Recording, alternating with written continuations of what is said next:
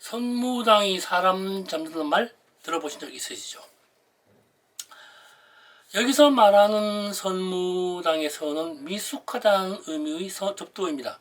많이 들어보셨을 거예요. 밥에 설 익었네? 섣부른 판단. 이럴 때 쓰는 단어이기도 합니다. 이게 다 아시다시피 선무당 접신을 한 지 얼마 안 되는 무당이 영험할 수는 있지만 다양한 판단에는 미숙할 수 있다는 말과 같습니다. 옛날 서부 영화에 보면 총에 맞거나 칼에 찔리거나 피가 나면 이발소에서 깨물거나 수술을 하였다고 합니다. 요즘은 아니면 과거 우리나라 이발소 입구에 보면요, 이 하얀색 띠, 빨간색 띠가 빙글빙글 돌아가는 거 간판 혹 기억하시나 모르겠습니다. 그것이 이발소의 어떤 입간판인데, 붉은색은 피고 흰색은 붕대를 의미한다고 합니다. 그러다 보니 그게 이발소 간판이 된 거죠.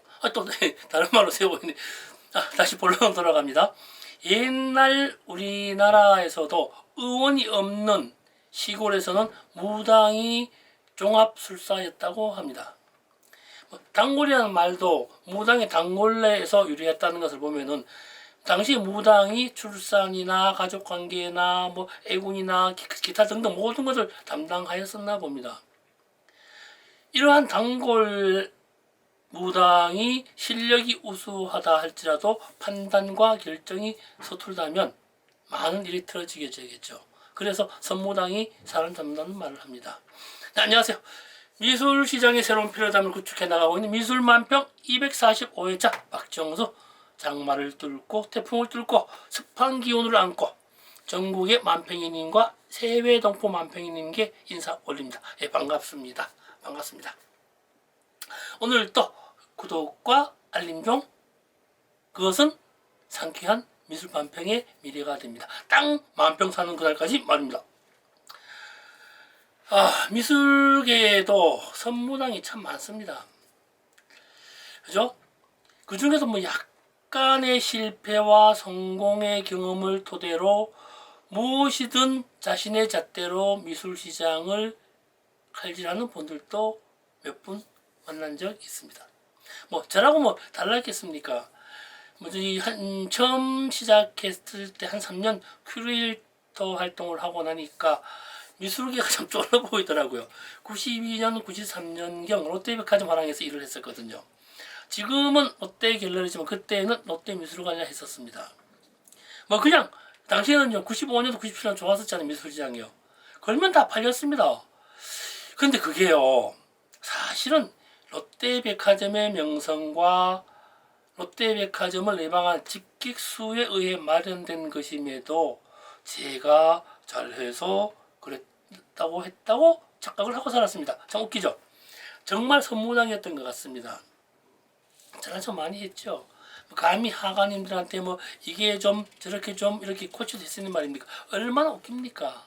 그러다 보니 지금 생각해보면요, 그때가 초등학교 1학년 때 딴 태권도 검정띠였던 것 같습니다. 초등학교 1학년 때 검은띠 따면요, 도복 입고 검은띠 메고 학교 가고 싶거든요. 그런 것 같습니다.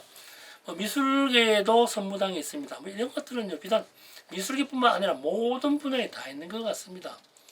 뺨 맞으면서도 훈수 쓰는 장기판이나 바둑판도 그렇습니다. 대충 자기 게 아니니까 감나라 배나라 합니다. 갤러리 3, 4년 활동하면 미술시장 다 안다고 믿기도 합니다. 우선은요, 그 이유가 뭔가 하면요, 우선 안 망했거든요.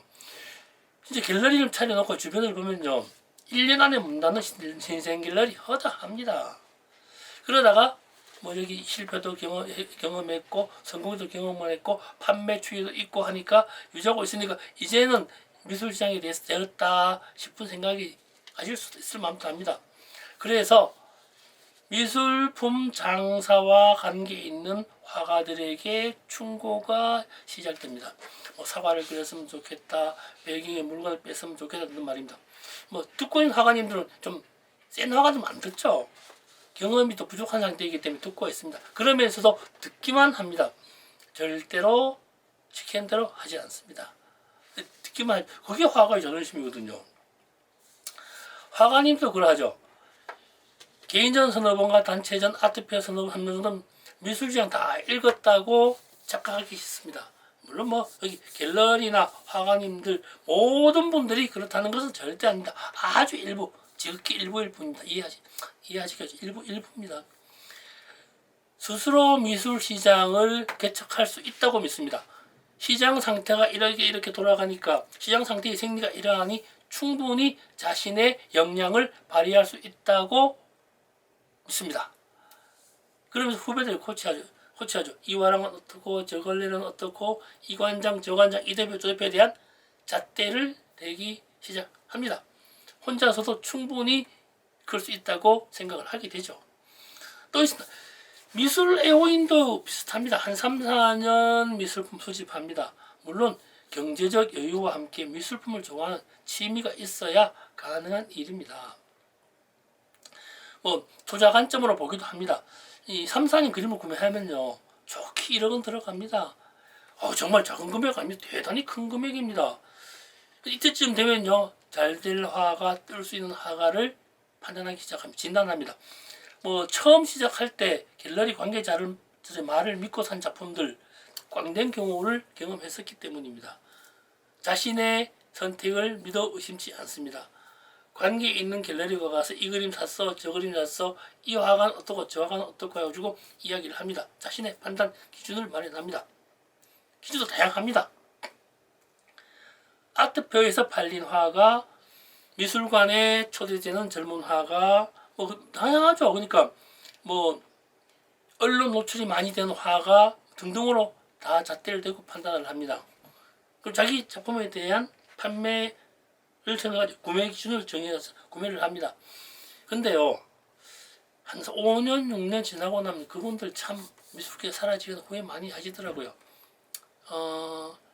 미술 시장에 또 나중에 말씀드릴게요. 다음 기회가 올 것 같습니다. 이런 얘기들은요. 다 지나고 보면 과정인 것 같습니다. 이러한 저러한 과정을 거치면서 걸러지고 분파되고 정리되고 하면서 미술시장이 핵심으로 남는 것 같습니다.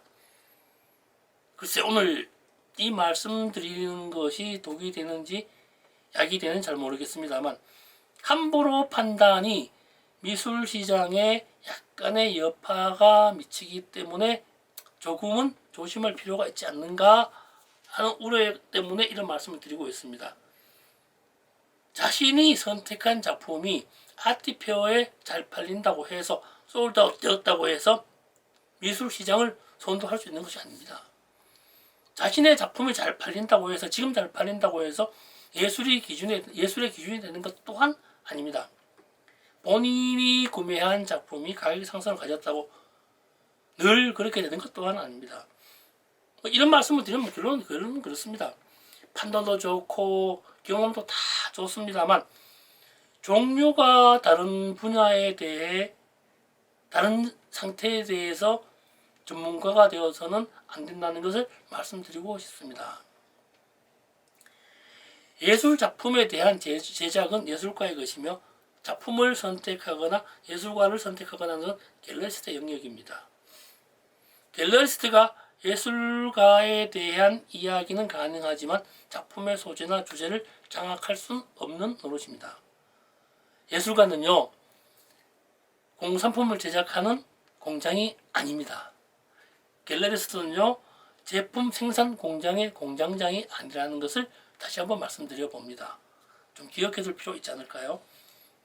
그럼에도 불구하고 미술품은 거래되어야 합니다. 그래야 먹고 살죠. 화가도 먹고 살고 갤러리도 먹고 살고 갤러리스트도 먹고 삽니다.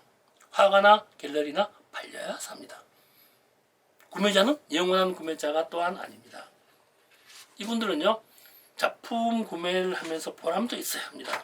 구매한 작품의 화가가 더 비싸지기를 기대합니다. 사회적 명성도 높아져야 합니다.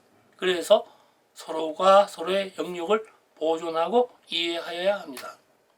오늘 이야기가 선무당이 사람을 잡는다는 것은요, 물론 프로가 되기 위한 과정일 수 있지만 과도한 타인의 영역을 침범하는 것은 좀 곤란하지 않나라는 생각을 해봅니다.